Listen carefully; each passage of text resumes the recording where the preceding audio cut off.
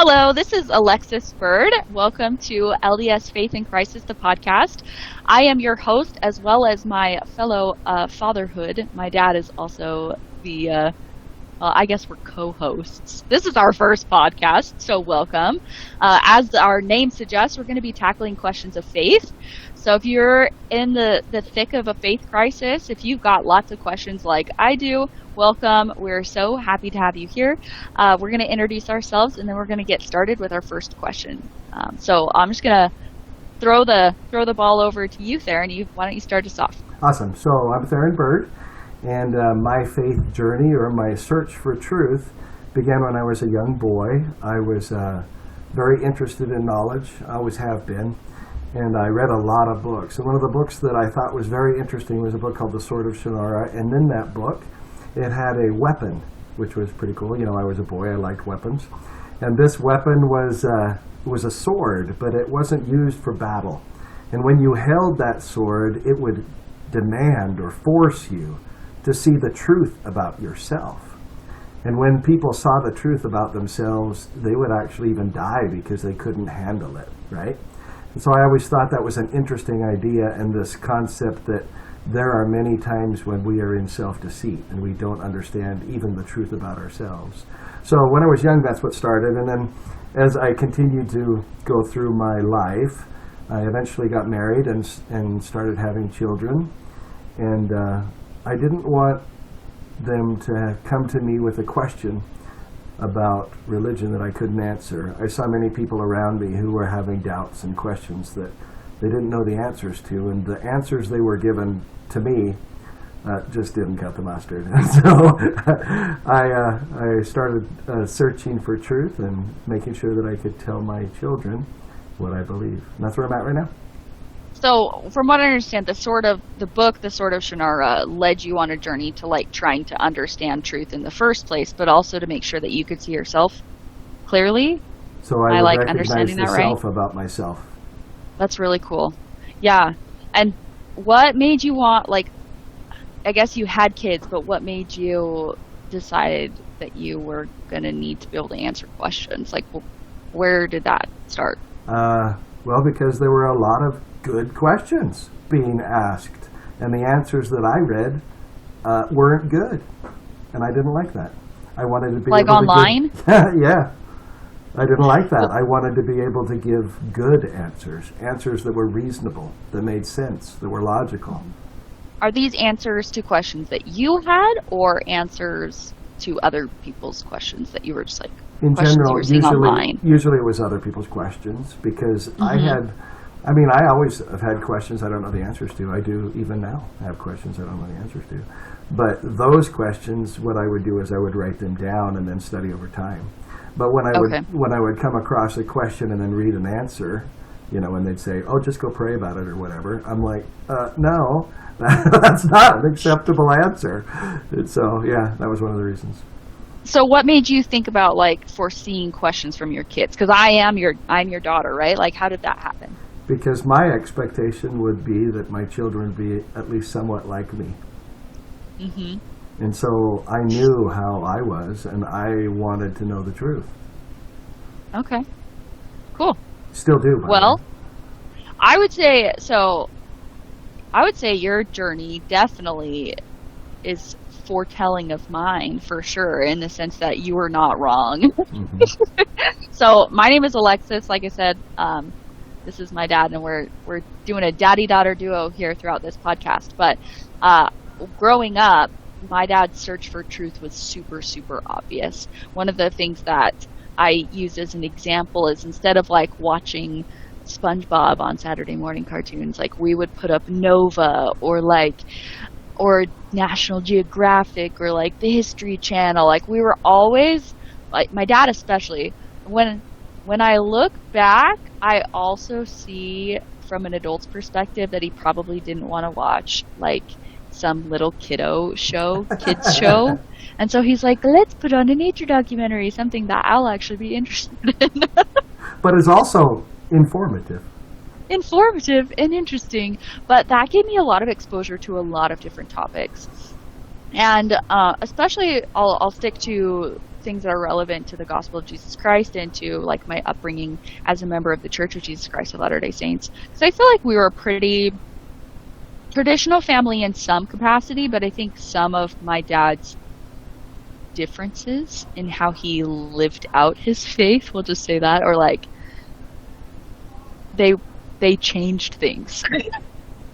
And I feel like that was really helpful for me at a certain point, because when I was really young, I had a lot of exposure to things that you wouldn't even think about. And what I mean by that is it was never a surprise to me that Joseph Smith used the seer stone when he was looking to translate the Book of Mormon, because my dad was super open about that.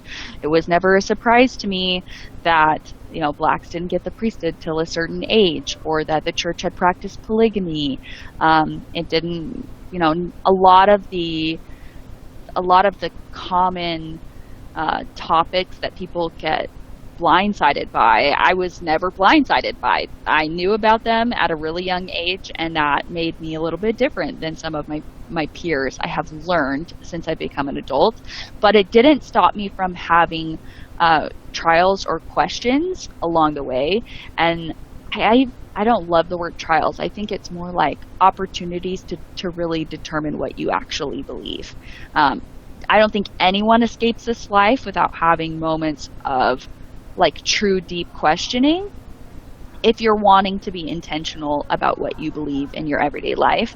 And so despite having lots of knowledge, that didn't mean that I didn't have to determine for myself what I believe. And one of the cool parts about that is, at least that I'll mention to all of you, and that my dad already knows, is like, that journey isn't over for me. Like, I am still in the process of determining for myself what am I going to believe. And over the last several years, I've become more and more, I guess, vulnerable with my friends and family, and now with the online world about that process. Whereas my dad is much further along in his own, faith journey, to the point where I feel like, I mean, correct me if I'm wrong, Dad, but like, you pretty much know what you believe. I do. However, everyone should always have questions. If you look in the Doctrine and Covenants, it's always the questions that bring the great revelation to an individual. If you don't have any questions, then you're not thinking about things. I'm just saying. Sure. And so having a question, there's nothing wrong with that at all. I've never discouraged them. Oh, yeah. In fact, I feel like that's probably one of the things that made my upbringing as a member of the church in our family different from my, like, now that I've become an adult and had more conversations with people who are of the same age group as me, and maybe even grew up in a similar context. Like, I could literally ask any question without any fear of retaliation or consequence, or in fact, it even would be judgment. Excitement. It'd be excitement. Yes. She came up with a good one I hadn't thought of before. Whoa. Ooh, tell me more. Yeah. Yeah, that's actually of interest, though, right? It's like, well, yeah, we should think about that. Totally. The other thing that I think is important to mention, as far as, like, since we're still talking about our personal journeys, is my dad has also been an apologist for a really long time online. And so I also grew up watching him. The slang terms that I use is he fights people online. I know that he doesn't actually, well, sometimes he does actually fight people, probably. But like verbal fights, right? I'm opinionated, but at least I recognize the fact. Yeah, and like there's a space for that. Apologetics online is kind of meant to be a debate, right? So it's okay to try to prove your point. But anyway, I think that also influenced my experience, because you're well versed in how to put together a nice argument. Yeah. Well, and how to be convincing. A logical, reasonable response. It may not be the truth, but it's a reasonable answer. I think that's one thing that really separates my experiences in engaging with you with regards to the gospel of Jesus Christ, that very much is different from some of the other experiences that I've witnessed or interactions that I've had with other people. Because I think so often we like to keep our faith faith oriented. And what I mean by that is like we're focused on what we believe, and we really do try to keep it to the core basic doctrines of the church. But in that simplicity, sometimes we lose our ability to show with evidence and with reason and with logic the reasons why we believe these things. And so whether it's pointing to scripture or pointing to like what the prophets have said, or backing it up with our own revelatory experiences, or backing it up with science and philosophy and like all these other sources of truth, I feel like you really put an emphasis on making sure that they also aligned with all of those other sources of truth, rather than just simply like, this is what we believe because the prophet said so, or because it's what we culturally have been taught to believe to be true. Like, that was never an explanation no, we were willing to take. To me, that is a weak answer. That is a weak answer. If it was me hearing that answer, that's a weak answer. And that's exactly like how I am. Like I've been watching the apologetic space for Latter-day Saints for years, and the number of times that I hear faith-oriented questions to someone who's asking an evidence-oriented question is astronomical. And I think the just pray more is a really good example of that, because it's a faith-oriented question, right? If you believe in God, you believe that he answers your prayers, then of course praying is going to be a great solution. And naturally, what better witness of truth than from God himself? So I'm not going to discount that. But I think there's also something to be said that it's not the only way that we can support our faith. And we can look to evidence, and we should look to evidence and reason in addition to just belief and hope and faith.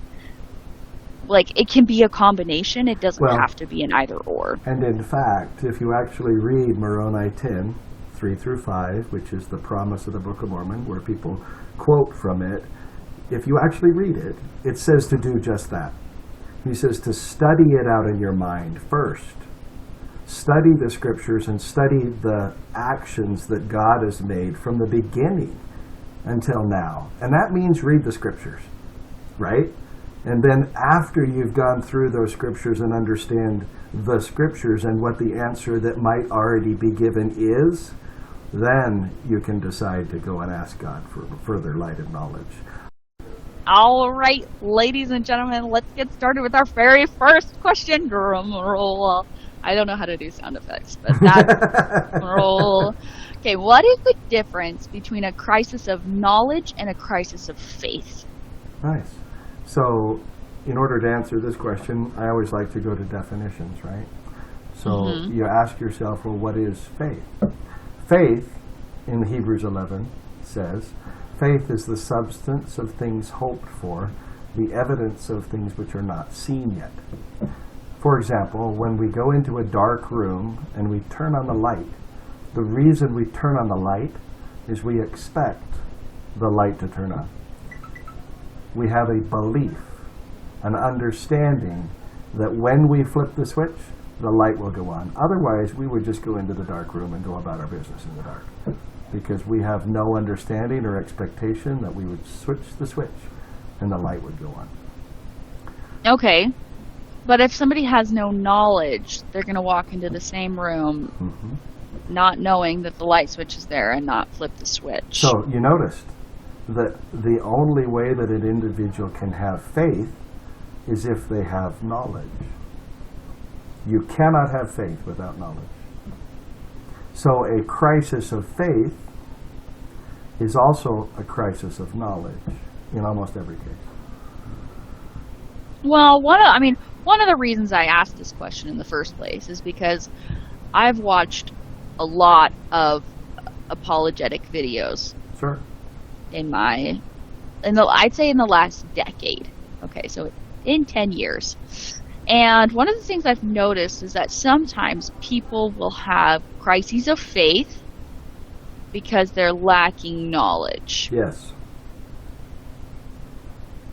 So sometimes I think we have crises of knowledge, which leads to a crisis of faith.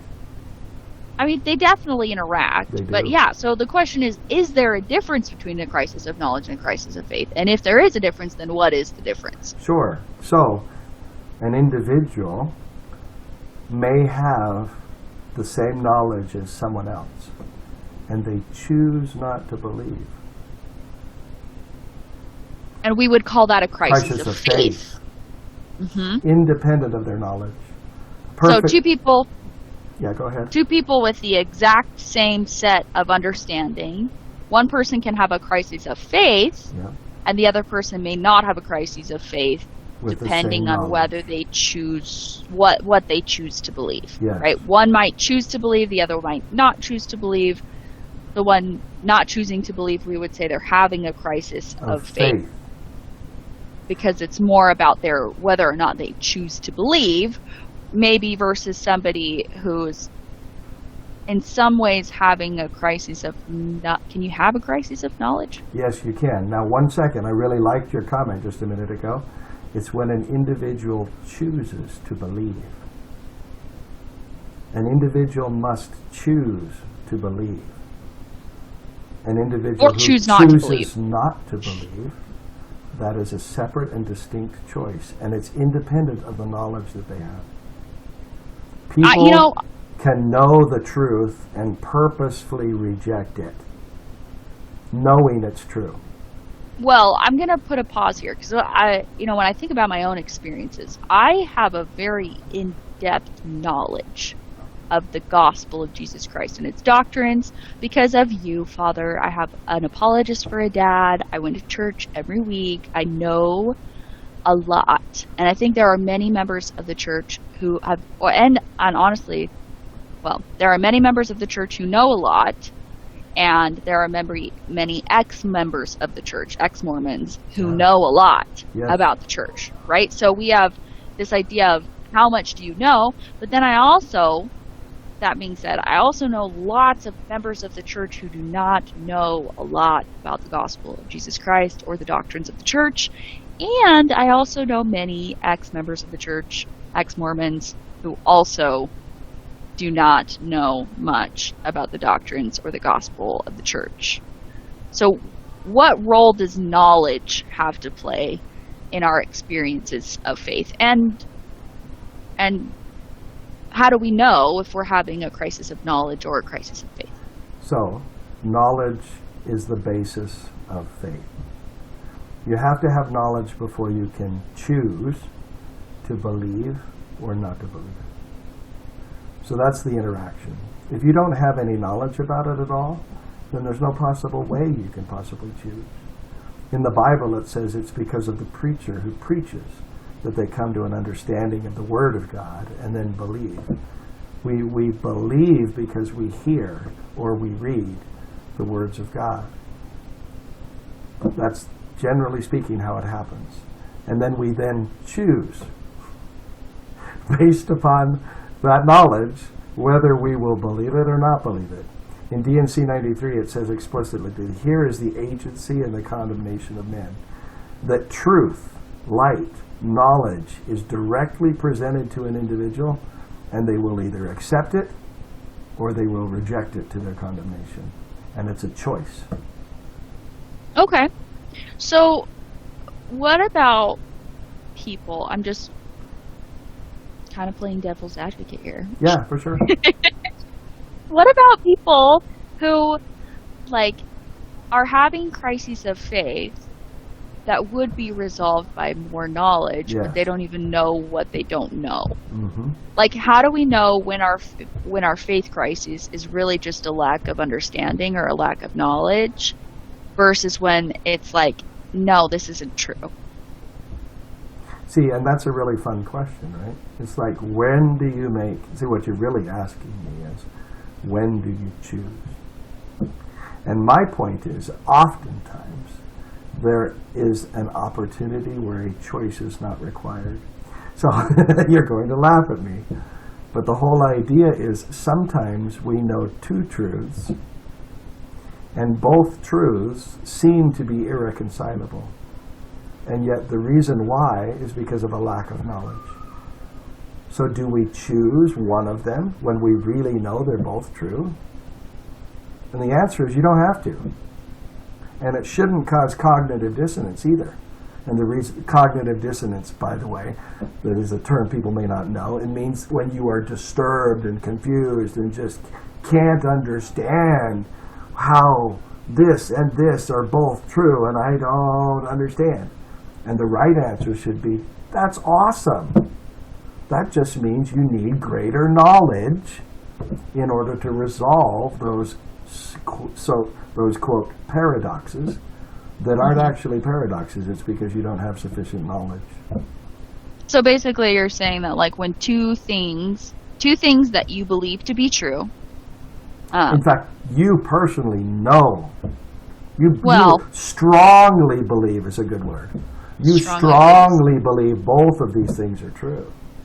Y'all should know, you listeners, that I kind of have an issue with the word certainty, because certainty, most things that we experience in this life are not certainty. We may have a lot of knowledge, we may have some really strong evidence, some really strong belief, but rarely, if ever, in this life are we certain, and that's part of what makes our faith so powerful, because we don't know. We cannot have faith if we have certainty. So I should say we're not certain, but we might have pieces of knowledge, right? We have ideas, we have evidence, we have belief, we have experiences, we have revelations, we have scriptures that can provide evidence and give us very strong belief, but very rarely do we achieve certainty. And even in all of those things, no matter what knowledge you've gained, there is a choice. Sure. So I like what you said earlier. The question isn't so much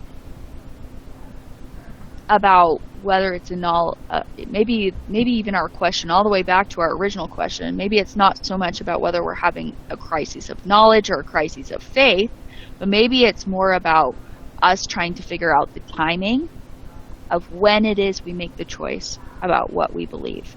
And we can choose now or we can choose later what we're going to believe, but I guess everyone has to decide. And one thing to add to that, just make sure, you can choose now or you can choose later. That is totally true. But it's totally also valid to not choose. And the reason you are not choosing is because you believe both are true, but you don't know how they can possibly fit together. So we might see something, we feel pretty strong. We feel pretty strong that it's probably true. We see another thing that looks like it could not possibly fit together. That one, it's like, this seems true and this seems true, and how can they possibly both be true? Because they seem like they could never fit together, but somehow it seems like they're both true, and I don't know what to do with that. I think a lot of crises of faith is experiencing and sitting in that space of like, how on earth could what I have been taught still be true if this other thing that I learned that I also feel really strongly, like I might have even had revelatory experiences that this thing is also true, and it seems to contradict everything I've ever been taught about the gospel of Jesus Christ or Jesus himself or the nature of God, whatever it is. Like it seems to contradict everything I've ever known, and how can that not mean that everything I've ever known is wrong? And I think you're right. I think you're onto something, that it's possible for two truths that seem to contradict each other to really coexist. And sometimes it's time that we need, because we need more understanding in order to see how those two pieces fit together. But I also think when we do combine two things that seem opposing but both true, a lot of times we see emergent qualities in the things that we see. I think of this is actually about what it means to have truth in the green. This is a phrase that I use, and I might as well introduce it on the first episode because I'm sure it'll come up a lot. But green to me is an analogy about this very thing. We have, I'm a painter. You can see my paint stuff behind me. So I'm just going to explain the analogy, but basically we have yellow pigment and we have blue pigment. When you mix yellow and blue together, an artist, you get green. And when you're mixing those paints, you're not creating green pigment. What you're doing is you're sitting all the teeny tiny little yellow pieces that were inside the yellow paint right next to all the little green or blue pieces that were inside of the blue paint. And when they come together, our brain perceives green, right? We're not actually making green pigment. Our perception is changing. And that green color is what I'll call an emergent quality. It arises out of the combination of yellow and blue. And I think this analogy of finding truth in the combination and what arises out of that can be really powerful and has been super powerful in my life. And so sometimes I feel like I'm mixing yellow and blue together, but I'm not seeing the green yet. I'm not able to see how those pieces combine. And a great example would that be like justice and mercy. How can someone be perfectly just and perfectly merciful at the same time? Really complicated. And I think it is one of the reasons that Christ can be so difficult to comprehend, because he often embodies seemingly contradictory characteristics. So for me, truth is found in the green, not the gray, which is like, to me, is like about what we wish were true or what we like pick and choose to be true. Or it could be that there is no truth, that your truth and my truth, everybody's truth is true, which I also don't believe. So to me, green is the things that are legitimately actually the truth, grounded in reality and unchanging universal laws that nobody can change at all. So, and I'm hesitant to say, but I'm like, maybe not even God. well, and actually I would agree with you, and our doctrine is such that no, he doesn't change those things. Now, one more thing is the viewer will come to understand as well that I am a physics guy and I love math. And so the idea for this as well is, even in math and in physics, we have this idea or an understanding that we may understand a law. So like, for example, Newton's law of motion seems to work perfect. And in fact, it does. It got us to the moon. But as soon as we accelerate close to the speed of light, the whole thing is bogus. It is just completely and totally wrong. And the reason why it's wrong is because we did not have that additional little bit of knowledge in order to measure and understand how those two work together. And it's the same thing. You've got your blue and you've got your yellow. And a little bit of knowledge given to us allows us to understand, well, wait, they're both true. And when we combine them, something new forms. That's my favorite part. So that's your crisis of knowledge, because you don't know which one to choose. And the answer is you don't have to choose either. You have a crisis of knowledge. You do not know how to resolve them. Versus a crisis of faith where I have this knowledge and I'm choosing to believe or not. That's different.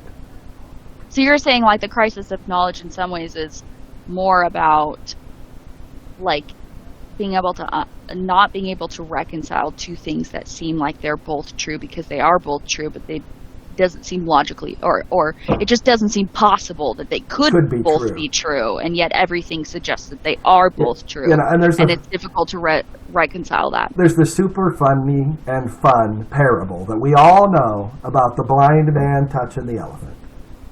I know the parable because you're obsessed with this parable. And what's the whole idea is you send 4 or 5 blind men to go and see what an elephant looks like, and one of them says it's a snake, and one of them says it's a tree, and one of them says it's a brick wall. And the truth of the matter is they are all correct. But they're all just touching different parts of the elephant. And that should not cause cognitive dissonance. What that show and demonstrates to us is that we should, in humility, recognize that I don't know. Sometimes I don't like that analogy, though, because people will use it to say that everything's true, that everything's true and that nothing's true at the same time.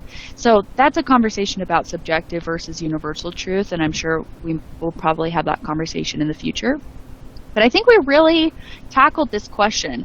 I think maybe another just Well, a do we want little to stop? tag-along Do we want to question? stop Yeah, there? we can stop here. Just a little tag-along question, though, is I just wanted to go back to this idea about when.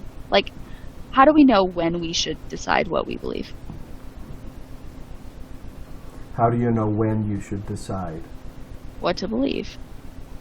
You mentioned that, and I just feel like that's an important point to tag on, especially since we might not come back to that idea in future episodes. So, for me, Mm-hmm. I recognize the fact that I'm ignorant. So most of the time, the when for me is not really a when. It's a matter of, right now, this is what I believe, and this is what I'm accepting, and this is what I'm believing. So if I have two truths, right, I will say, well, they're both true. And people will ask me, well, how in the world could they possibly be true? And I'll say, well, I'll tell you that when I figure that out. Mm. However, if there are certain truths that directly contradict something that I know to be true, that is not good, right? So it's not actually a truth. It is presented to me as a truth, but then as I research it and understand it, I recognize the fallacy. I recognize the blatantly false premises by which this supposed truth was given to me. And in those cases, I choose to believe or not believe that because of those other premises. And people will say, well, then why in the world do you believe in the LDS faith? And I would say, because the evidence that I have, and I have a lot of it, demonstrates the fact that it's true.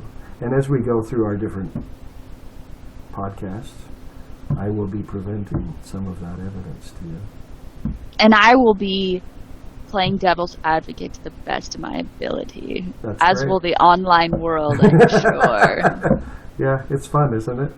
Go for it. We shall people. join forces to defeat the... No, I'm just kidding. Okay, Yeah. so I think that was fantastic. Okay. I think we'll just finish off the question here. We do want to hear from our fellow audience, for anybody who might be listening to this scrappy, lovely little podcast that we're working on together. We know this is our first episode. We know that we are new. Yeah. I was about to say we're bad at this, but I'm going to say we're new at this. But we still want to hear from you. So if you have a different answer to what the difference is between a crisis of knowledge and a crisis of faith, we want to hear it. Yep. We also would love to hear more about your opinion on when someone should decide what they believe. How soon is too soon? How late is too late? Is there such a thing as either of those things? We'd love to hear it. But again, my name is Alexis, and this is my dad, Theron. We are so glad you're listening, and we look forward to engaging with you guys online more.